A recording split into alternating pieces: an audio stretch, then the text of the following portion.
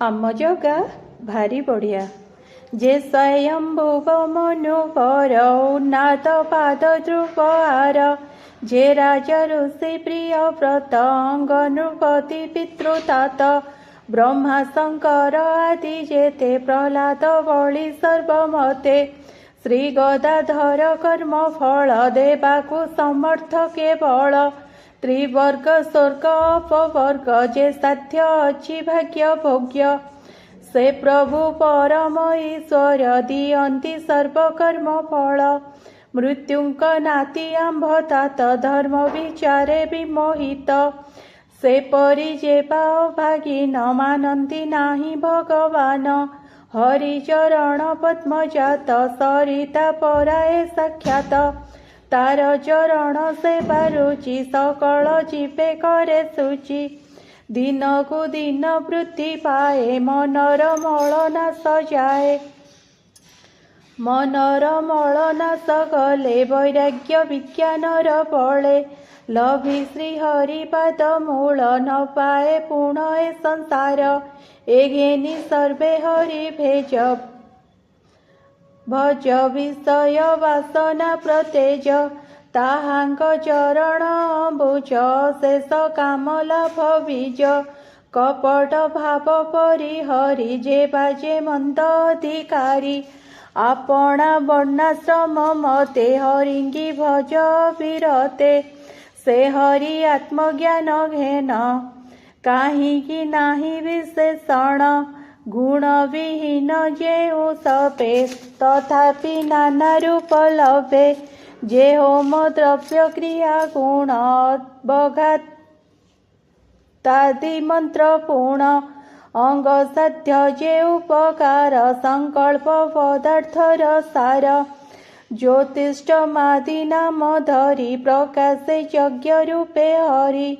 यज्ञ रे जे फल होए से फल तहु भिन्न नहे जे देहे चेतना रूपरे अछंती सकल शरीरे जेने सकल समिधरे एक से नाना रूप धरे से रूपे हरि देहे थांती कर्मर फल से पूजंती से हरि सर्वगुरु पर सर्वदेवता अधीश्वर जे प्राणी से पाद भजिला से मते अनुग्रह कला क्षमा तपस्या विद्या फले उज्जवल जेउ द्विज कूले अपरे महासाधु धीर विष्णुटी देवता जहार से कूले प्रभु पण कले प्रमाद पड़ईटी भले ब्राह्मण्य देव नर हरि जेउ ब्राह्मण सेवा करी लक्ष्मी की से पुण्य लभिले उत्तम जस ही पाइले जे भजे ब्राह्मण कूल को ईश्वर संतोष ताहाकु एणु सकल प्राणी माने मान्य करिब विप्रजने ब्राह्मण देवंकर मुख तांको भोजने जेउ सुख से सुख हरि आस्वादंती यज्ञ से सुख न पावंती एणु विप्रकु भुंजाइले सकल यज्ञ फल मिले चेतना रहिते अनले आहुति मंत्र भावे देले हरिता कले हे भोजन सुख न लभंती ते सन जे वेद दर्पण पराए सकल धर्म दृश्य हुए श्रद्धा तपस्या शुद्धाचार मौन संयम प्रकार संपादी जेउ द्विज माने धरंती ताको हरि ध्याने वेदार्थ करंती विचार जे वेद हेतु ए संसार से द्विज पाद पद्म धूली मुनित्य धरी मौली जे प्राणी नित्य बहे पाप न रहे तार देहे से सर्वगुणे पूज्य होई संपद हानि केबे नहि गोविप्र विष्णुक किंकरे प्रसन्न हुंतु मोर ठारे मैत्रेय उवाच एमंत कहु पृथ्वीराये पितृदेवतेज समूहे सकले कले साधु वाणी से सभा मध्य जेते प्राणी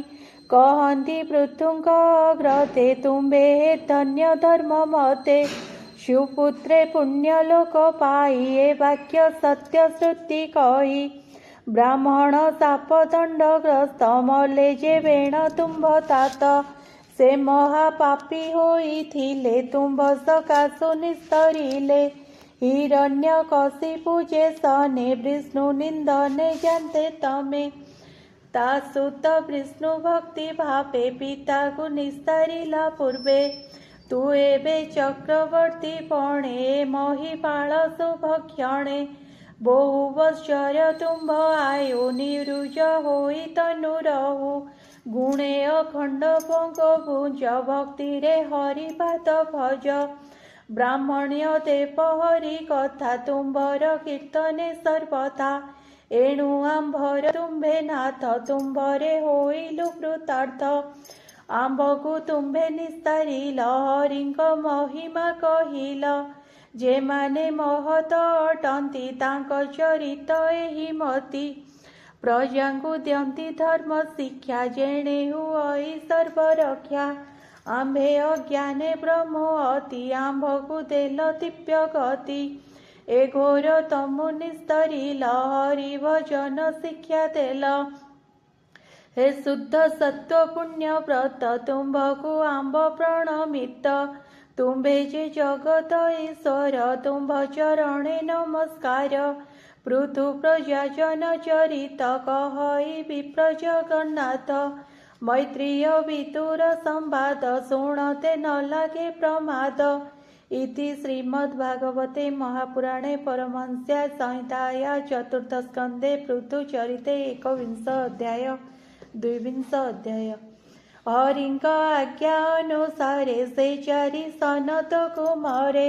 पृथुंकु देले तत्व ज्ञान द्वाविंश अध्याय वर्णन मैत्रेय उवाच ए अन्ते शुण हे विदुर से पृथुदेव राज्येश्वर प्रजापालने धर्मशील हरि भगतिर से फल से राज्य जेते प्रजागण पितृदेव ऋषि ब्राह्मण पृथुंक गुण बखाणती से सर्व हरि की पूजंती एमंते केते कालांतरे विजय कले मुनिवरे से सिद्ध गण मध्ये पर विशेष ब्रह्मांग कुमार तपसा धने विराजंती सूर्य किरण प्राय ज्योति आकाशे देखिले राजन कांतिरु कले अनुमान ए सर्वे सिद्धि सनकादि विष्णु भगत ब्रह्मवादी लोको को पाप शुद्धि अर्थे भ्रमण करंदी जगते निश्चय जानी अनुमाने उठिले सहस्ये सगणे तांक दर्शने नृप प्राण ऊर्ध्वकु कलागी गमन